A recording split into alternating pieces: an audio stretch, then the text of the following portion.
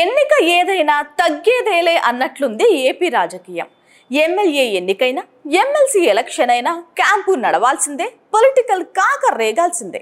Latest గా జరిగిన MPP ఉప సర్పంచ్ ఎన్నికలోనూ ఇదే సీన్స్ కనిపించాయి. మొత్తానికి టీడీపీ వైసీపీ మధ్య నువ్వా నేనా అన్నట్టు నడిచిన ఫైట్ లో వైసీపీ పైచేయి సాధించింది. మొత్తం 9 జిల్లాల్లో 28 ఎంపీపీలు, 23 వైస్ ఎంపీపీలతో పాటు పలు చోట్ల ఉప సర్పంచ్ ఎన్నికలు జరగ్గా టీడీపీ వైసీపీ మధ్య టగ్ ఆఫ్ వార్ అన్నట్టుగా నడిచింది. ఫైనల్ గా ఫ్యాన్ గాలికి సైకిల్ కొట్టుకుపోయింది. ఎన్టీఆర్ జిల్లా మొదలుకొని చిత్తూరు వరకు మెజారిటీ ఎంపీపీ స్థానాలను వైసీపీ కైవసం చేసుకుంది. కానీ తాజా రిజల్ట్స్ తో కొత్త సమీకరణాలు తెర మీదకు వస్తున్నాయి. 10 నెలల్లోనే కూటమిపై ప్రజలు వ్యతిరేకత చూపిస్తున్నారని వైసీపీ అంచనా వేస్తోంది. మళ్లీ వైసీపీకి పూర్వ వైభవం పట్టబోతుందని లెక్కలు వేసుకుంటున్నారు ఆ పార్టీ నేతలు.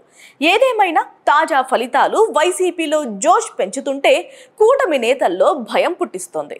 ఈ ఫలితాలతో టీడీపీ నేతలు అలర్ట్ అవుతున్నారు. మొత్తానికి ఈ ఎన్నికల రిజల్ట్స్ తో భవిష్యత్ రాజకీయాలపైన ఉత్కంఠ పెరుగుతోంది. Please subscribe .news.